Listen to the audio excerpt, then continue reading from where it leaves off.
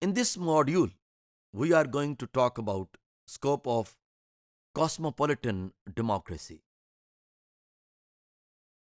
The most well-known model of global democracy is cosmopolitan democracy, which has following key features: uplifting the static institutions to the global level. The institutions which are not working actively, those are given an impetus to develop themselves. International efforts for democratization, that there must be more activity regarding the participation of the individuals. Autonomy is the foundation of cosmopolitan democracy model, that individuals, individual organizations can make more decisions by themselves. Mutual effort is required to create global political conditions in order to give autonomy to individuals.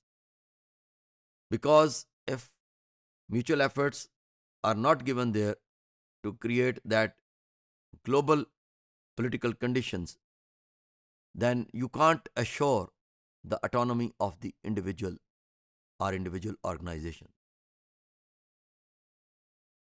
Establishing a system for provision of basic human rights ensure to take the inputs of citizens. It is applicable for all the individuals across the globe. Absolute world government, establishing political institutions at global and regional level, reproducing national democratic institutions at the transcontinental and international levels. So, this is how the scope of cosmopolitan democracy is spreading more day by day. For example, Global Parliamentary Assembly, international courts, constitutional rule of law. But question is that how much International Court of Justice is performing its duties in settling the disputes at international level. This is a $6 million question.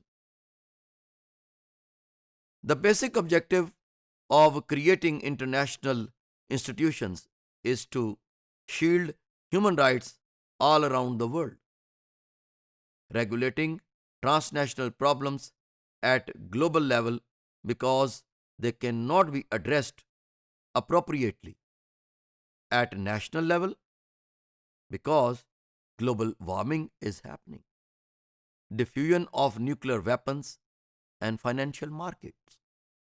On one hand, that security is assured through this cosmopolitan democracy, it also causes an insecurity that caused more defense system, more developed defense system by the cosmopolitan states, and they try to create a deterrent against its rivals.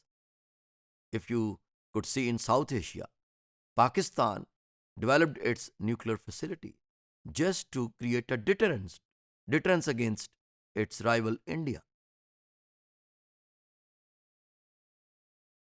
Complications of the model that are very much, uh, there to understand that how it has become complex for few cosmopolitan democracies to carry this model. Impracticable, lack of political will to create international organizations, as it will remove the sovereignty of nation states. There is also a lot of criticism on global financial governance. The model is undesirable for majority of the peoples of the world.